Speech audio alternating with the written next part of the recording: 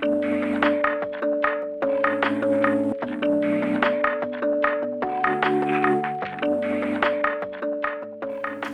guys, we are back this week for week 2 of Under the Influence. My name is Jessica Flake. I'm the Spiritual Formation and Groups Director here at St. Mark's.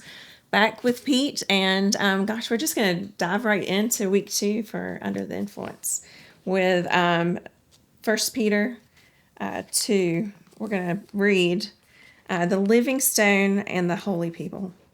Therefore, rid yourself of all malice, all deceit, hypocrisy, envy, and all slander. Like newborn infants, desire the pure milk of the word, so that by it you may grow up into your salvation. If you have tasted that the Lord is good. You know, it's a lot to kind of digest. Yeah. And I can just assume that you've been kind of wrestling with that this week. Yeah, it's interesting because at face value, it feels like kind of one of these introductory statements that seems obvious. Like, what's our invitation? Stop doing bad things, start doing good things, right? And we see lists like that throughout the New Testament, particularly in the letters to the early church. And one of the things that as I sat with this is I really kind of wrestled with that list of bad things, so to speak. And the characteristics of it are different than some of those other lists that we read throughout Scripture. It's malice, deceit, hypocrisy, envy, and slander. And when I think about those characteristics, none of those are things that I think anyone is really intentionally pursuing.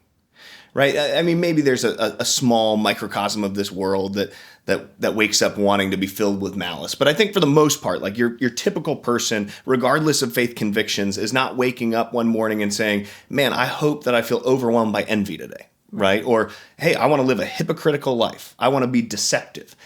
And so as I sit with that, Peter is doing something else here, right? He's calling us, he's inviting us to be filled with this pure spiritual milk. And I love just the vivid imagery there of like the dependency on this to grow and to have nutrition. But in order to do that, he's telling us to rid ourselves, to take off these behaviors that no one wants in the first place.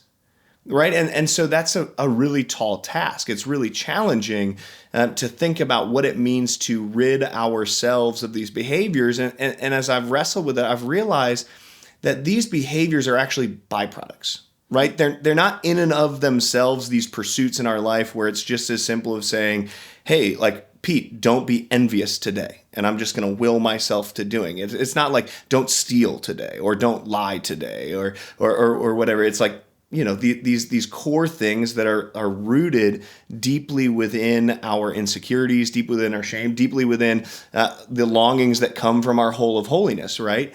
And I think they're byproducts, especially when you see the therefore tying us back to last week, they're byproducts of our idolatry and our addictions. The things that we have pursued in our life in an idolatrous manner, the things that we have become addicted to have actually rewired the way that we behave and engage with the world to the point where our lives are marked by things that nobody wants. Nobody wants that malice and that deceit and that hypocrisy and envy and slander. And yet those have become characteristics that are so common in us, I think, due to our idolatry and our drunkenness. Yeah. I can...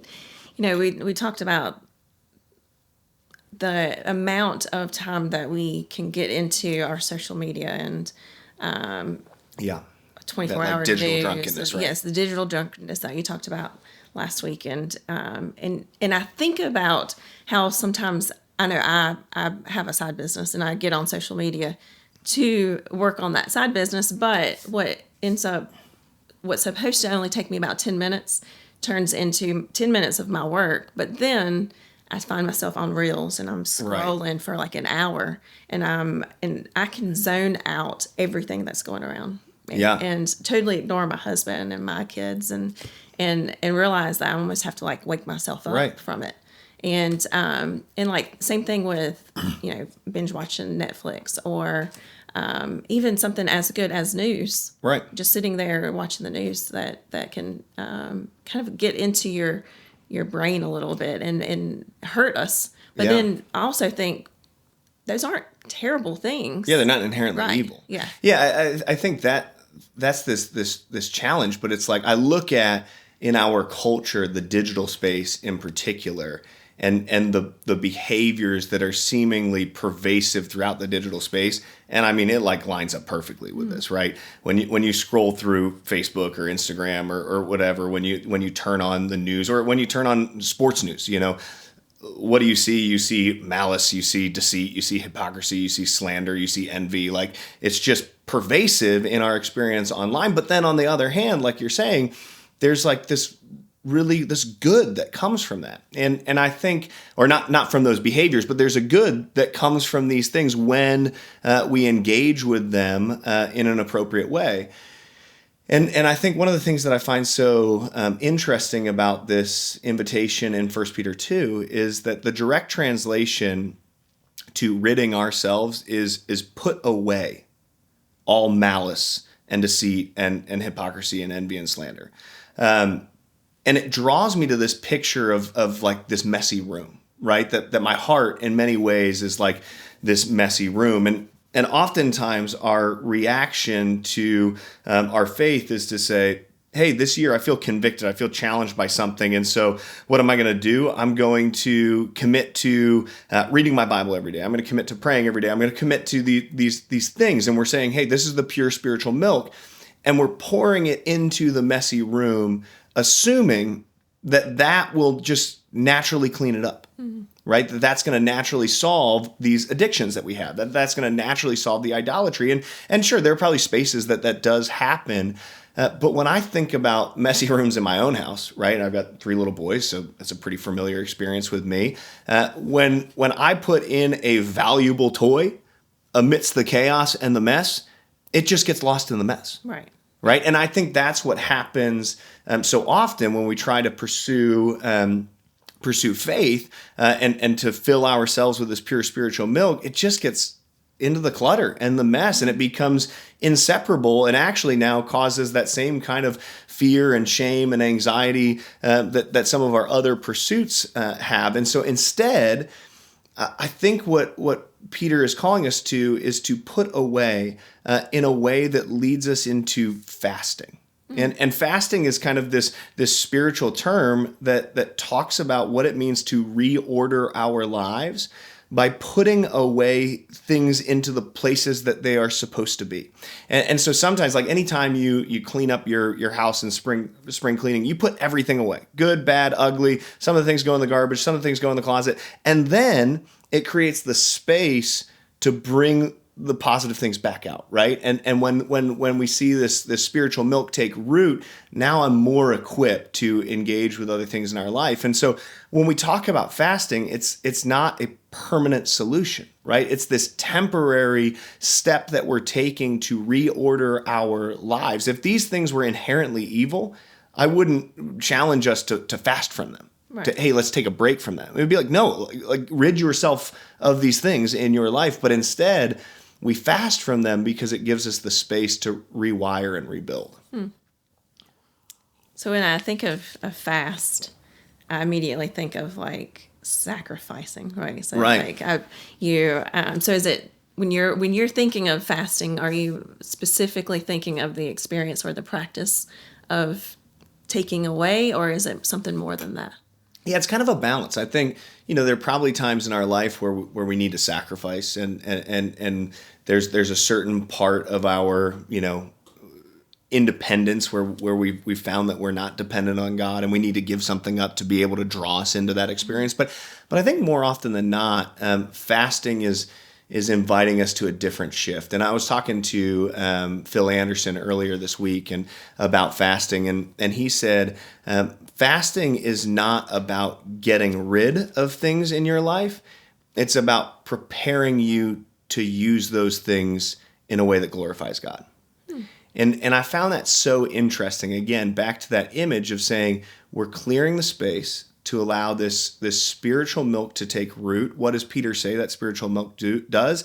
It leads us into growth of salvation. It's like literally this picture of a little baby growing up and getting bigger and learning new things and developing relational skills, but within the foundation of faith.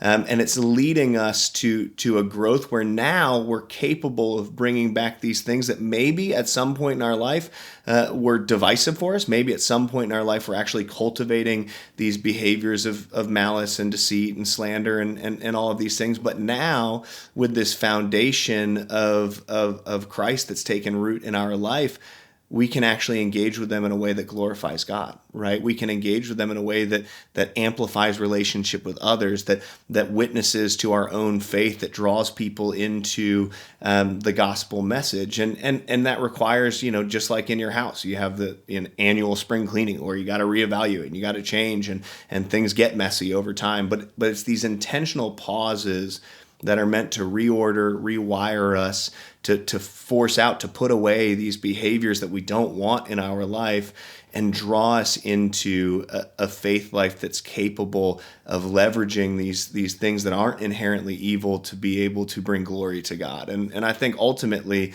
when we talk about that digital fast or a fast from behaviors of, it could be addictions to working out. It could be addictions to our food. It could be addictions to our finances. Like, food, finances, and the gym are not inherently bad things, but they can get that way, right? And so it's a pause that better equips us now to engage with them moving forward. So I think it's a really helpful challenge, and I love how 1 Peter 2 and 3 really lead us through the impact of kind of that putting away of these behaviors, putting away these idols and these addictions in our life. So. Yeah, I love that. I love the thought of just resetting and being able to think of what it is and really prayerfully thinking of what it is that we're obsessing over sometimes in our lives, and how we can reset by fasting and leaning more on God to help us through that.